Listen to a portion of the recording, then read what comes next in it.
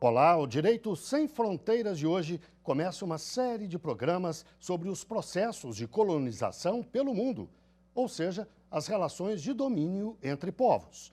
O fenômeno é quase tão antigo quanto a história da humanidade, mas tomou maiores proporções a partir do século XV com as grandes navegações. E o mais importante, determinou fortemente o modo como o mundo se organiza e se relaciona. Vamos ver uma pequena reportagem. Romanos, gregos, fenícios. Cada um ao seu tempo, esses povos dominaram e colonizaram vastos territórios, a maioria ao longo da costa do Mediterrâneo. Mas foi a partir do século XV que a colonização se tornou um fenômeno mundial. Outros mares, outros continentes. As tecnologias que permitiram as grandes navegações expandiram o fenômeno da colonização para todo o globo. Os europeus traçaram rotas, conquistaram territórios e ganharam muito dinheiro. Construíram impérios. Às custas de milhões de vidas e da extinção de povos inteiros, ingleses, franceses, espanhóis, portugueses deram a volta ao mundo e subjugaram a África, a América ou qualquer canto do planeta onde houvesse ouro, prata, especiarias. Etnias sem sofisticações tecnológicas ou civilizações milenares como a dos povos da China caíram sob a força do ópio e principalmente das armas. A acumulação de riquezas nas metrópoles financiou a Revolução Industrial, primeiro na Inglaterra, depois em toda a Europa e nos Estados Unidos, e permitiu a expansão e a consolidação do capitalismo. Esse processo também ajuda a explicar as duas grandes guerras do século XX, claramente momentos de disputa colonial. Já nas décadas de 1960 e 70, as declarações de independência, como em Angola, se espalharam. O presidente Dr. António Agostinho Neto proclama a independência de Angola. A África repetia a libertação formal que as Américas haviam experimentado nos séculos XVIII e XIX. A colonização clássica, que usava e abusava do controle militar e político explícito, praticamente acabou. Mas o chamado pós-colonialismo persiste. É a dominação econômica e cultural que mantém milhões e milhões de pessoas em dezenas de países sob controle de países ricos. E para falar sobre este assunto, vamos conversar agora com Fernanda Friso Bragato, professora do programa de pós-graduação em Direito da Unicinos, e com Valério Mazzuoli, professor de Direito Internacional da Universidade Federal do Mato Grosso.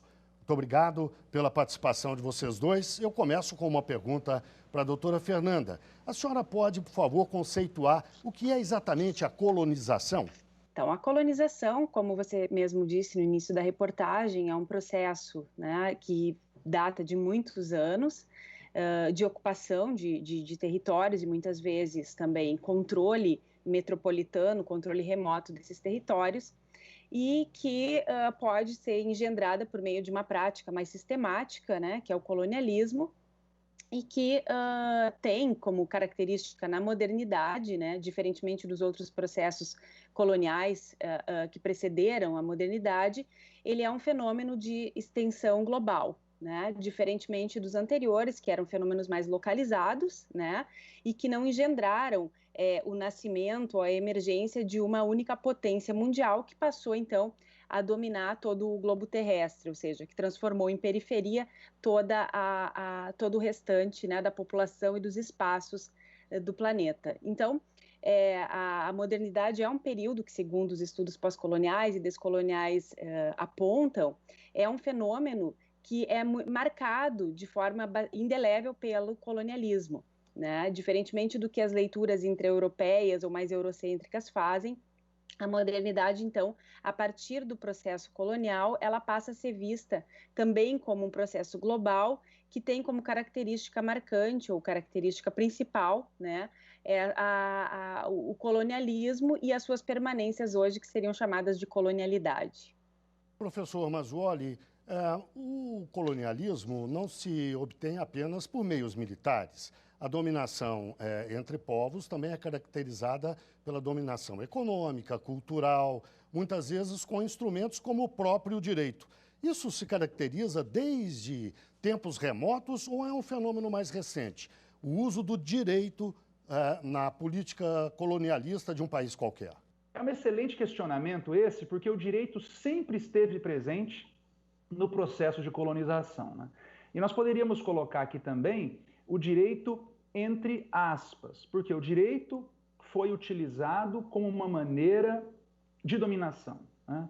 E o grande exemplo histórico que se tem no processo de colonização foi a Conferência de Berlim, que ela foi realizada entre novembro de 1884 e fevereiro de 1885 e liderada, né, pelo chanceler alemão Otto von Bismarck. O que aconteceu nessa Conferência de Berlim? E ao final da Conferência de Berlim, os estados concluíram a Ata de Berlim, que é um documento, portanto, do direito internacional. Está aí o direito, está aí o Tratado Internacional.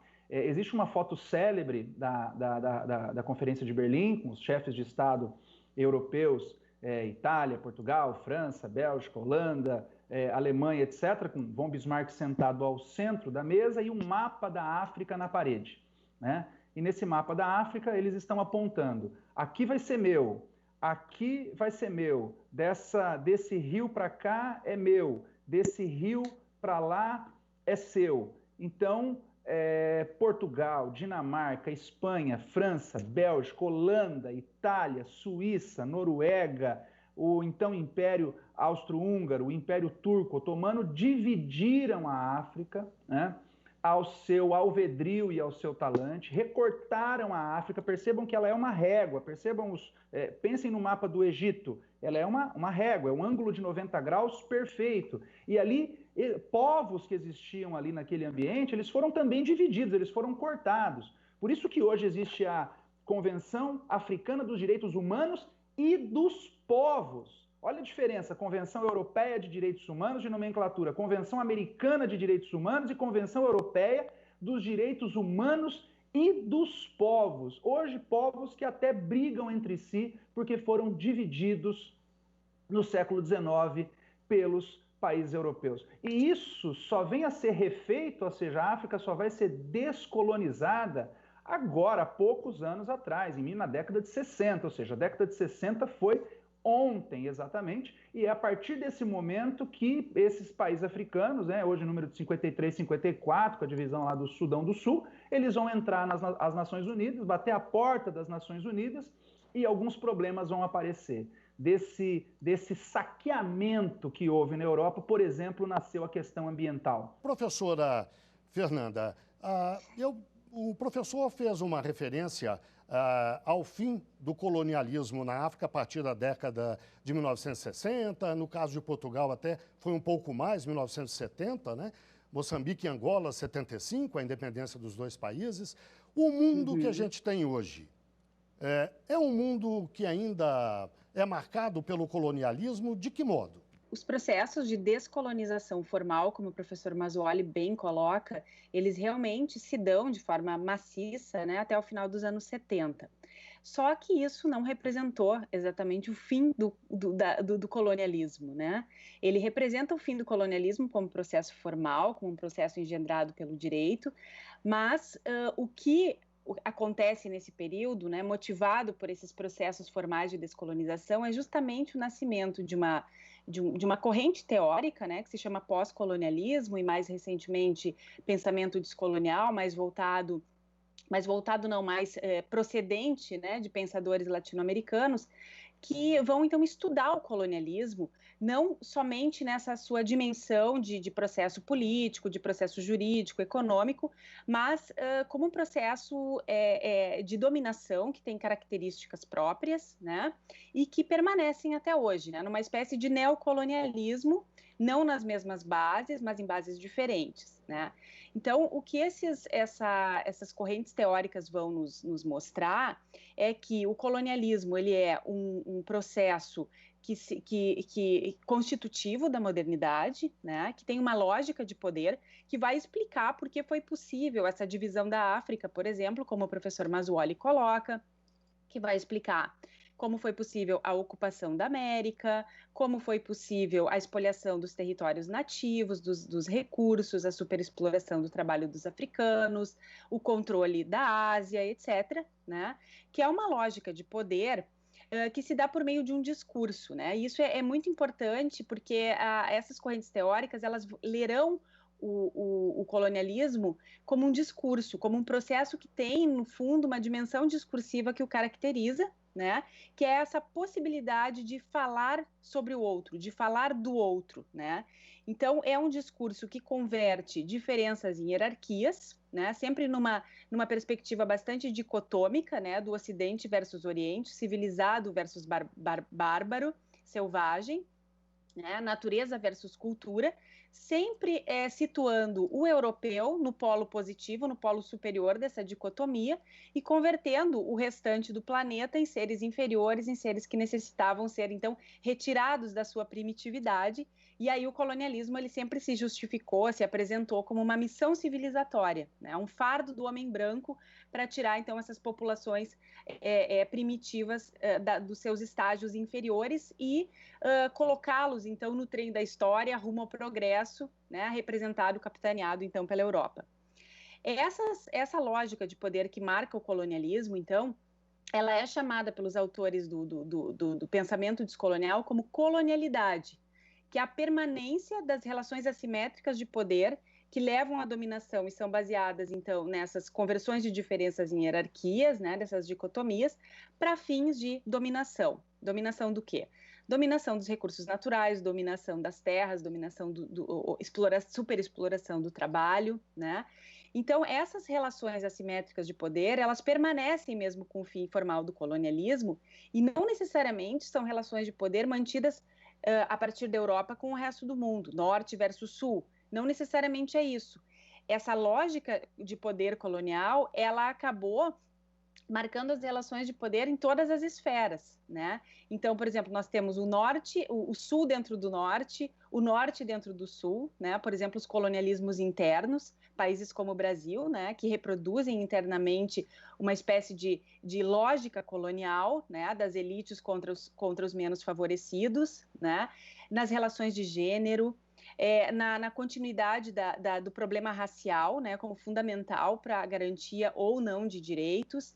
Quer dizer, essas perspectivas teóricas, elas vão dizer que o mundo não só não se descolonizou, apesar da descolonização formal dos anos 70, como herdou essa lógica de poder colonial na forma como nós nos relacionamos ainda hoje. Professora, nós vamos fazer agora um breve intervalo. Eu quero já deixar uma pergunta no ar para a senhora responder na volta, logo depois do intervalo.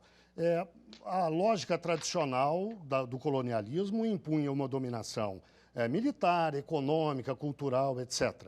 O pós-colonialismo, ele muitas vezes dispensa a dominação militar e se concentra em outras formas, uma forma cultural, por exemplo. Eu gostaria que a senhora falasse um pouco sobre isso daqui a pouco, logo depois do intervalo.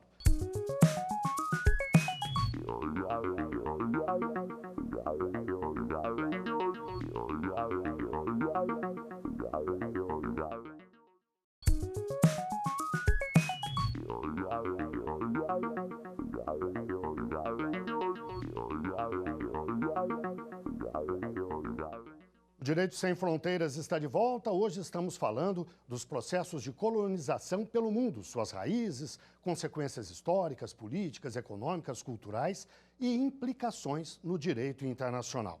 Os nossos entrevistados são dois doutores em Direito, Fernanda Friso Bragato e Valério Mazzuoli. Doutora Fernanda, no bloco anterior eu perguntei à senhora sobre o que caracteriza o chamado pós-colonialismo, o momento que a gente vive hoje. A dominação militar do outro, ela já não é mais tão necessária como foi no passado. O que caracteriza o pós-colonialismo desse ponto de vista, da dominação? Realmente, tens toda a razão. As continuidades do colonialismo, elas se dão num nível muito mais simbólico, no nível discursivo, no nível cultural, né? Que nós podemos exemplificar, né, para o público poder entender melhor, por exemplo, no racismo, no patriarcado, né? São heranças dessa lógica de poder, de extensão global, né, que se engendram, então, no colonialismo para fins de organização de uma sociedade baseada nessa dominação a partir, né, dessa percepção das diferenças e da conversão dessas diferenças em critérios de inferioridade. Quer dizer, os marcadores de diferença em relação ao padrão de sujeito de direitos construído na modernidade, do sujeito racional, que acaba sendo incorporado na figura do homem branco, heterossexual, proprietário, ele acaba sendo o padrão que vai definir, né, o grau de humanidade dos sujeitos e dos grupos. E isso, né, para o direito é muito importante e determina e nos ajuda a explicar os processos de proteção e violação seletiva dos direitos, tendo por base quem são os sujeitos, né, que reivindicam a aplicação do direito, reivindicam a aplicação da lei.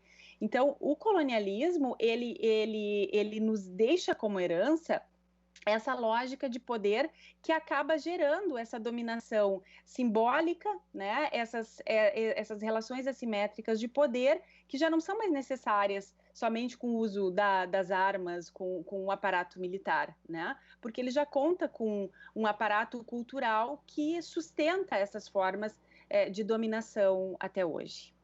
E, professor Mazzuoli, o senhor concorda com a visão que a professora Fernanda apresenta? Mas eu concordo integralmente, em gênero, número e grau, que a visão, mais do que correta, ela está corretíssima. Há um grande, tirando o exemplo latino-americano, voltando para a África, veja, por exemplo, o Marrocos. A França começou a dominar o Marrocos em 1911, né?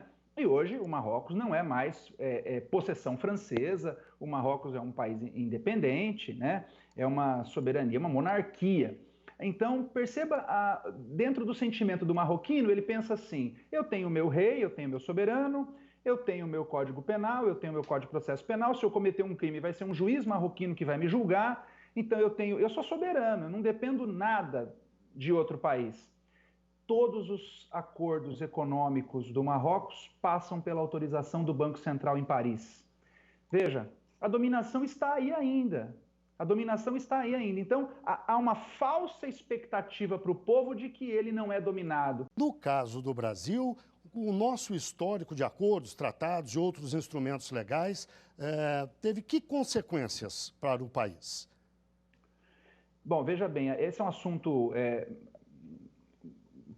complexo, né? E historicamente ele demandaria um pouco mais de tempo aqui para a gente falar. Mas, de maneira resumida, o Brasil também foi objeto, né, de vários tratados internacionais. Então, desde o descobrimento do Brasil é que os tratados internacionais eles estão aí permeando o nosso ambiente jurídico. A começar, lá, todos sabem, em 1494, pelo Tratado de Tordesilhas. Depois, Convenção de Saragoça, né, já em 1529, né, que é uma escritura de venda feita pelo rei da Espanha ao rei de Portugal, da região onde se encontravam as Ilhas Molucas. Depois, Tratado de Lisboa, 1681, ele tratou da devolução daquela então colônia do Sacramento, ocupada pelos espanhóis no ano da sua fundação. E também com apoio da Inglaterra, aí, que foi decisivo para Portugal ter essa vitória diplomática. Depois, um tratado de Utrecht, entre Portugal e França, 1713. Ele estabeleceu as fronteiras portuguesas ao norte do Brasil, né? O rio Oiapoque foi estabelecido como limite natural entre a Guiana e a capitania do Cabo do Norte. E essas disposições, depois, muito tempo depois, eles foram necessárias para definir aquela famosa questão do Amapá, né? Aquele bico do Amapá tem toda uma questão ali de direito internacional que estava a França ali também. E teve um outro tratado de Utrecht com Portugal e Espanha, um segundo tratado, que é a devolução da colônia de Sacramento a Portugal, restabelecendo a posse da colônia de Sacramento a Portugal.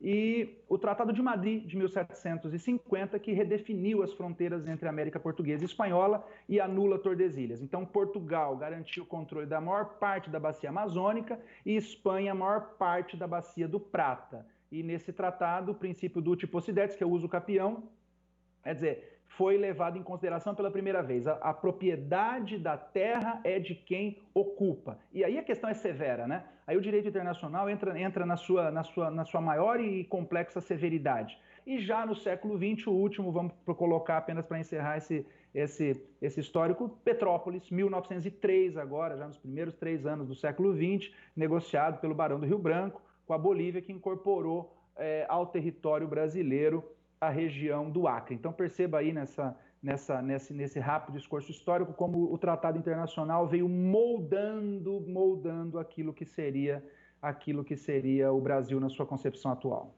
Professora Fernanda, falando agora um pouco do futuro, eu vou lhe fazer uma pergunta que em seguida eu peço ao professor Mazzuoli que responda também. Nós estamos nos aproximando do final do programa. Eu lhe pediria que a senhora apontasse para o futuro.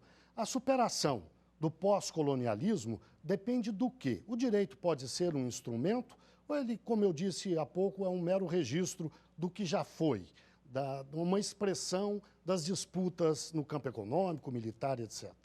Existem diversas propostas no sentido de descolonizar, ou inclusive, como muitos autores têm usado, decolonizar, né? As diversas relações sociais, né, nos quais nós estamos imersos, né? Então, desde essa perspectiva teórica, que é uma perspectiva não apenas crítica sobre o que aconteceu na modernidade com os colonialismos e suas continuidades, existe toda uma discussão a respeito de como descolonizar a política, o direito, as relações internacionais, o gênero, enfim. Né? Por exemplo, nós estamos falando muito aqui de direito internacional e como o direito internacional, né, foi uma condição de possibilidade para o colonialismo. Né?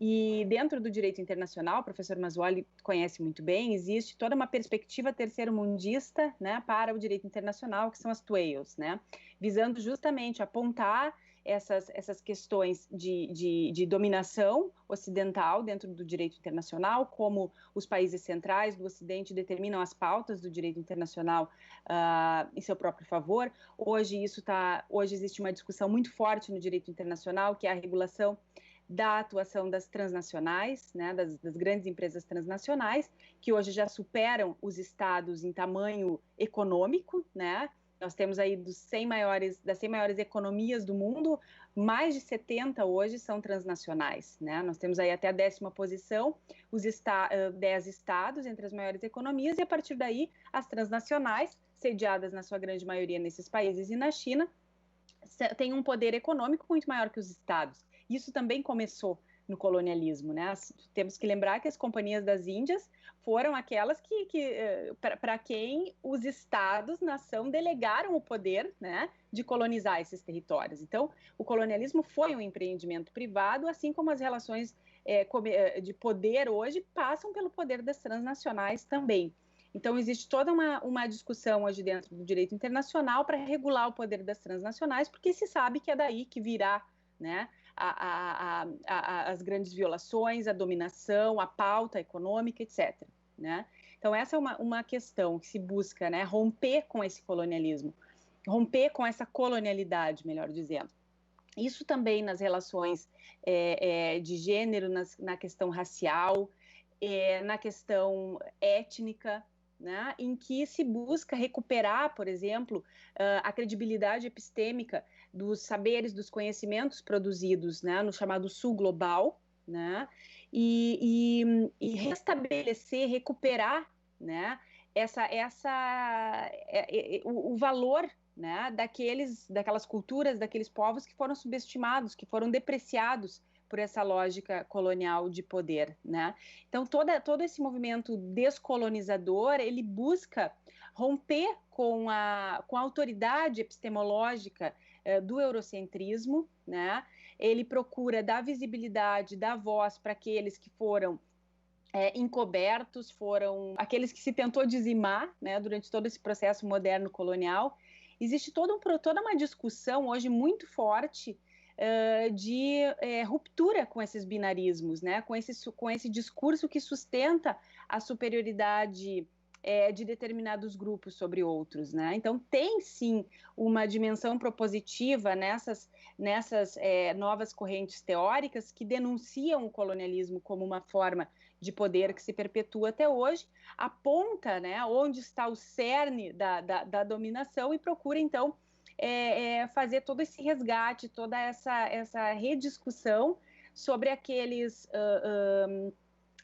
justamente sobre aqueles mecanismos, né, que o Ocidente utilizou para, então, consolidar o seu poder. Professor Mazzuoli, e a visão do senhor? O direito tem que papel na superação do pós-colonialismo? Nós podemos observar isso sob duas lentes. Primeira lente, o fortalecimento das instituições internas. À medida que o Estado se desenvolve, ele também coloca regras mais rígidas contra uma dominação econômica, uma dominação social, uma dominação política exterior. Essa lente é um pouco delicada porque ainda o Estado depende de uma teia de relações na seara internacional para que ele possa sobreviver também economicamente, porque ele tem as suas exportações, ele também tem as suas importações, e como Fernanda também colocou corretamente, a questão das transacionais, os Estados não têm garras suficientemente fortalecidas para trazer para si competência para regular inúmeros desses fatores que estão acima das suas cabeças. Quer dizer, pode-se até demandar internacionalmente uma grande... eu posso dar um nome, pode-se até demandar internacionalmente a Coca-Cola por ela estar praticando determinadas práticas. O juiz que está julgando está tomando uma Coca-Cola ali. Então, é muito difícil isso e muito complexo também. Mas a segunda lente é a lente da proteção internacional dos direitos humanos, né? É a lente do convencimento dos Estados, que demora um pouquinho para acontecer, no sentido de formar uma teia, um réseau de tratados internacionais que realmente coloquem a posição das pessoas na centralidade do universo jurídico. E é importante também o papel das grandes organizações internacionais, especialmente a Organização Internacional do Trabalho, eu destacaria, porque tem feito acordos com a Organização Mundial do Comércio no sentido de que essa voracidade do comércio tem que respeitar também padrões trabalhistas mínimos, porque aí também tem uma colonização e aí também tem violações de massa de direitos humanos, principalmente em países periféricos, asiáticos, etc., de mão de obra que depois vem para o Brasil. Então esse é um assunto totalmente complexo, mas eu acho que a lente do direito internacional ela está se desenvolvendo, apesar de ser tudo muito recente. Falamos agora há pouco que na década de 60 é que houve a descolonização formal da África. Isso é muito recente, tem 50 anos, quer dizer, então o direito ainda não acompanha na medida que deveria acompanhar, porque é muito lento a sua produção normativa, todas essas mudanças que o mundo comporta. Não obstante isso, eu acho que eu sou otimista e vejo um futuro mais humano, mais não dominado e mais independente para estados e também para povos. Bem, o nosso programa de hoje chegou ao fim. Eu agradeço a participação dos doutores em Direito Fernanda Friso Bragato e Valério Mazzuoli. E muito obrigado também, claro, a você que nos acompanhou até agora. Veja a nossa programação no site da TV Justiça e também no nosso canal no YouTube. Nosso e-mail é direitosemfronteiras@stf.jus.br. Até o próximo programa.